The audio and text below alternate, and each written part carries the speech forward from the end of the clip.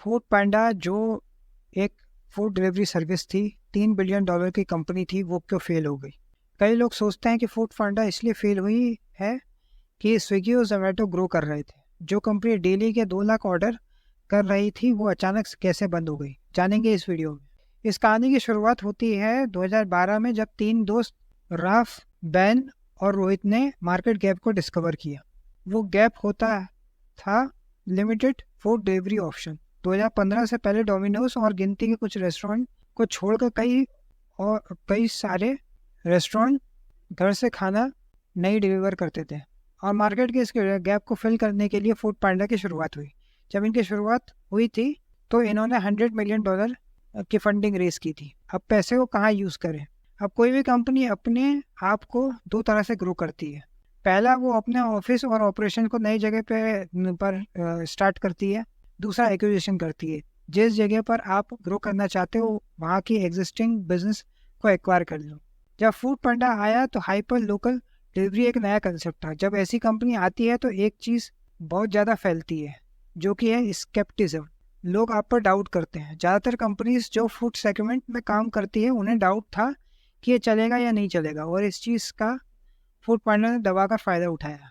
ये लोग छोटी कंपनी के पास जाते और कहते कि आप अपना बिजनेस हमको बेच दो, क्या पता आगे आप बर्बाद हो जाओ। देखते ही देखते पाकिस्तान में ईट ओए, रशिया में डिलीवरी क्लब और इंडिया में टेस्टी खाना और जस्ट ईट को एक्वायर कर लिया। फूड पांडा के द्वारा फूड पांडा ने इसको एक्वायर किया ग्लोबल जाइंट बनने के लिए। अब जब सब कुछ अच्छा चल रहा था तो ये कंपनी क्यों फेल हो गई? फूड पांडा 4 तरह से कमाती थी। पहली, लिस्टिंग फीस। कोई भी अपने रेस्टोरेंट को लिस्ट करेगा तो फूड पांडा उसे लिस्टिंग फी लेता था। दूसरा, कमीशन। हर फूड ऑर्डर पर फूड पांडा 23% चार्ज करता था रेस्टोरेंट से। तीसरा, डिलीवरी चार्जेस जो कस्टमर से लेते थे फूड ऑर्डर करने के लिए। चौथा, एडवर्टाइजिंग फ़ी। अगर कोई रेस्टोरेंट अपर लिस्ट में आना चाहता था तो उसे एडवर्टाइजिंग फीस देनी पड़ती थी। कोई भी कंपनी पैसा तो तब कमाएगी जब उसका ऑर्डर डिलीवर हो। अब आप बोलेंगे फूड पांडा तो 2 लाख के से भी ज़्यादा ऑर्डर डिलीवर कर रही थी। तो ज़मीन पर ऑर्डर डिलीवर होने में और ऐप पर ऑर्डर होने में फ़र्क होता है। फूड पांडा में इनएफिशिएंट बिजनेस प्रोसेस चलती थी। हम बात करते हैं स्विगी का प्रोसेस। आपने कुछ ऑर्डर किया, रेस्टोरेंट ने रिसीव किया और स्विगी को नोटिफाई हुआ। स्विगी अपने डिलीवरी बॉय रेस्टोरेंट पर भेजते हैं और रेस्टोरेंट डिलीवरी बॉय आपको फूड डिलीवर करता है और पैसे लेता है, और स्विगी को पैसे देता है। और प्रीपेड होगा तो स्विगी को पैसे डायरेक्ट पहुंच जाएगा। आप ट्रैक कर सकते हैं कि ऑर्डर कहाँ तक पहुंचा। अब बात करते हैं फूड पांडा की प्रोसेस की। आप फूड पांडा पर ऑर्डर करते हो, फूड पांडा ने डिलीवरी एजेंट को भेजा, रेस्टोरेंट से डिलीवरी बॉय ने पिक किया, लेकिन वो खाना आप तक नहीं पहुंचा क्योंकि डिलीवरी एजेंट वो खाना आप बीच में ही खा गया। फूड पांडा के डिलीवरी बॉय रियल में ऐसा करते थे। अब सवाल है कि ये ऐसा इतने आसानी से कैसे कर लेते थे? तो इसका रीज़न है अनस्ट्रक्चर्ड बिजनेस मॉडल। आप सरकारी डिपार्टमेंट में जाते हो और आपको एक जगह से दूसरी जगह भेजा जाता है। ऐसा इसलिए नहीं होता कि लोग कामचोर हैं, ऐसा इसलिए होता है क्योंकि वहाँ पर अनस्ट्रक्चर्ड वे में काम होता है। अगर बिजनेस में स्ट्रक्चर वे में काम नहीं होता तो बिजनेस सस्टेन नहीं कर पाता है। फूड पांडा पर ऑर्डर के हिसाब से डिलीवरी बॉयज़ को पे करता था और एक गारंटीड वेजेस भी मिलते थे। अगर आप 8 घंटे काम करते हो तो आपको 200 रुपये मिलते हैं, 10 घंटे के काम करते हो तो 300 रुपये, और 12 घंटे के लिए 400 रुपये। ऑर्डर आए या ना आए, आप इतनी देर तक काम करोगे उतना ही पैसा मिलेगा। तो अब आप सोच रहे होंगे कि ये सैलरी मॉडल से भी बढ़िया है, जितना काम उतना पैसा। तो ये कंपनी जो फेल हुई, रीज़न है कम्बरसम टेक इंफ्रा। कई सारे लोग फूड पांडा पर ऑर्डर करते थे तो रेस्टोरेंट पर उसका नोटिफिकेशन बहुत ही लेट पहुँचता था, जिसके कारण कस्टमर एक्सपीरियंस ख़राब होता था। नोटिफिकेशन लेट तो कुकिंग लेट तो डिलीवरी लेट, और डिलीवरी लेट तो कस्टमर का एक्सपीरियंस भी बहुत ज़्यादा ख़राब होता था, और आधे से ज़्यादा टाइम तो डिलीवरी बॉयज़ ही खाना खा लेते थे। फूड पांडा के पास ना ही कोई टेक्नोलॉजी थी और फूड ऑर्डर्स को मैनेज करने के लिए और ना ही डिलीवरी को ट्रैक करने के लिए कोई सिस्टम।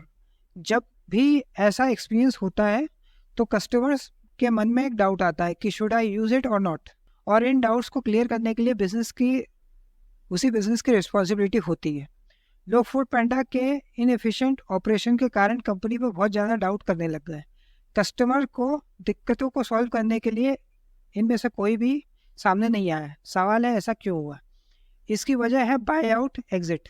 2015 तक रॉकेट इंटरनेट फूड पैंडा का सबसे बड़ा इन्वेस्टर था।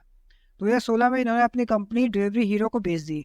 1 साल बाद ये कंपनी को ओला ने खरीद लिया। इनका बिजनेस सर्वाइव हो जाता अगर फूड पैंडा वो गलती न करता। वो गलती थी प्रीडेटरी प्राइसिंग। इंडिया में डिस्काउंट चलता है, जितना ज़्यादा डिस्काउंट उतने ज़्यादा कस्टमर। यही देखते हुए फूड पैंडा ने क्रेव पार्टी की शुरुआत की। इन्होंने अपने सारे कस्टमर्स को 50% डिस्काउंट देने लग गए।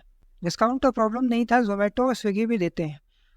प्रॉब्लम थी अंडर कैपिटलाइजेशन। स्विगी और जोमेटो वेल फंडेड कंपनी है, इनको कैश बर्न से कोई फर्क नहीं पड़ता। फूड पैंडा के पास कंपैरिजन में बहुत ही कम फंड्स हैं। 2020 में जहां फूड पैंडा ने 82 करोड़ का रेवेन्यू किया था, वहीं इनके लॉसेस 700 करोड़ से भी ज़्यादा के थे। तो ओला ने फूड पैंडा के ऑपरेशंस इंडिया में बंद कर दिए। इससे हमें ये सीखने को मिलता है कि आप कितनी भी अच्छी प्रोसेस बना लो, लेकिन उसको चलाते तो लोग ही हैं। कंपनी के लोग ही उस पर भरोसा करना छोड़ दें तो कंपनी तो डूबेगी। फूड पैंडा के सभी को फाउंडर ने 2016 में कंपनी से एग्जिट ले लिया था। ऐसे केस में इनके पास ना ही स्ट्रॉन्ग मैनेजमेंट था, ना ही विजन। इससे हमें ये सीखने को मिलता है कि marketing without operational banking is dangerous. अच्छी मार्केटिंग आपको बहुत जल्दी कस्टमर लेकर आ जाती है, लेकिन आपकी सर्विस अच्छी होनी चाहिए, तभी कस्टमर आपके पास रुकते हैं। तो ये थी केस स्टडी फूड पैंडा की। आप इस बारे में क्या सोचते हैं कमेंट करके बताइए। उम्मीद है इस वीडियो ने आपकी लाइफ में कुछ वैल्यू ऐड की होगी। अगर ये वीडियो आपको पसंद आया तो वीडियो को लाइक करें, शेयर करें और नंबर 1 केस स्टडी चैनल को सब्सक्राइब करें। लेटेस्ट नोटिफिकेशन के लिए बेल आइकन को दबाना ना भूलें। धन्यवाद।